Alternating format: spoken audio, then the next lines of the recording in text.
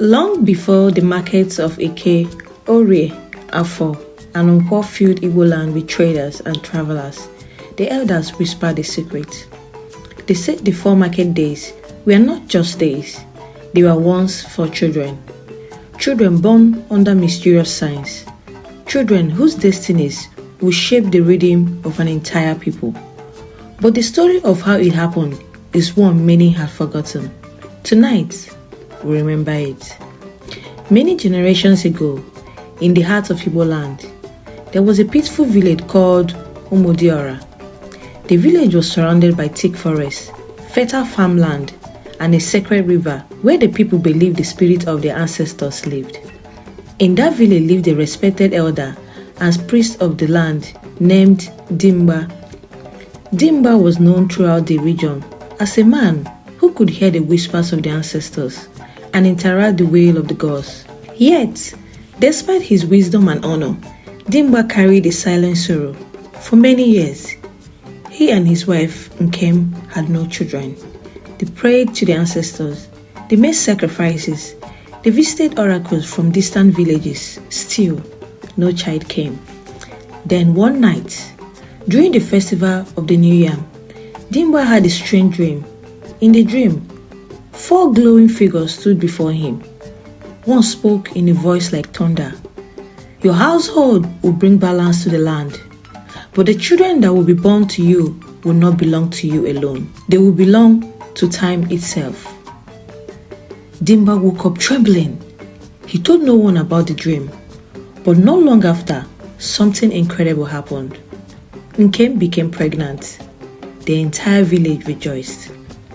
When the child was born, something unusual happened that no one could explain. The day the child arrived, traders from distant villages suddenly appeared in Orie. They came with baskets of yams, palm oil, goats, and woven clothes. The village square was filled with people buying and selling goods all day long. The elders looked at one another in surprise. Such a gathering has never happened on this day before, they said. Because of this strange event, the elders named the child Eke. Years later, Nkwo became pregnant again. This time, the child was born on a peaceful morning when neighboring villages came together to settle disputes and exchange gifts. That day felt calm and harmonious, as if the land itself wanted people to come together. The elders named the second child Orie, but the mysteries did not stop there. When the 3rd child was born, a strange silence fell across the village. Birds stopped singing. The wind stood still. Even the elders spoke in quiet voices. The oldest priest said softly, "This is a sacred day, a day when the spirit walked close to the living." The child was named Afo. Then came the 4th child. The night before the child was born, the village square became unusually lively. Travelers from many lands arrived. Storytellers, traders, farmers, and craftsmen filled the village with music, laughter, and celebration. It was the largest gathering the village has ever seen. When the child finally arrived, the elders named him Nkwo.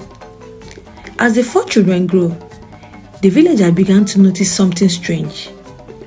Whenever Eke felt restless, traders from many villages would suddenly feel the urge to travel and sell their goods. When Orie was joyful, neighboring communities would naturally come together in peace. When Afo became quiet and thoughtful, the elders would feel the presence of the ancestors more strongly. And whenever Nkwo laughed and played, the village would become filled with festivals, markets, and celebration. At first, people thought it was coincidence, but then something terrible happened. A long drought struck the land. Crops began to fail. Food became scarce. The people grew worried.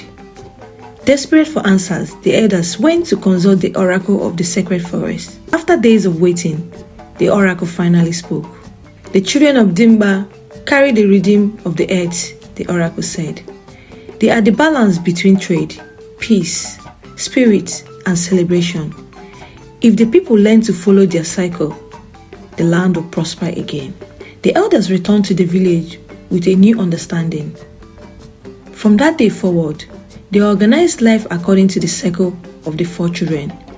The first day would be Eke, the second day would be Orie, the third day would be Afo, the fourth day would be Nkwo, and after Nkwo, the cycle would begin again. Markets were held, travel was planned, festivals were organized, all according to the rhythm of the 4 children. Slowly, the land began to recover. Crops grew again. Trade returned. Peace spread throughout the villages. Years passed, and the children grew into respected adults. But the elders never forgot the message of the oracle. Before Dimpa died, he gathered the villagers and spoke one final time. These children were given to us not only as people, but as a reminder that life must follow balance. Trade, peace, spirit, and celebration must all exist together. And as long as the people of this land continue to honor Eke, Orie, Afo, and Nkwo, the rhythm of our ancestors will never be lost. From that day until today, the people of Igbo land have followed the 4 sacred market days. And though many may not remember the old legend, the elders will say that somewhere in the spirit world, the 4 children continue to watch over the land, guiding the rhythm of life just as they did long ago. And so, my people, every time the market day of Eke, Orie, Afo, and Nkwo arrives, remember this ancient lesson. Time itself carries the wisdom of our ancestors, and when we live in harmony with that rhythm, the land will always provide. So my dear lovers of African tales, thank you so much for watching. If you enjoyed this story, please like, comment, and subscribe to the channel for more amazing African stories. Don't forget to turn on the notification bell so you never miss a new tale. See you next time.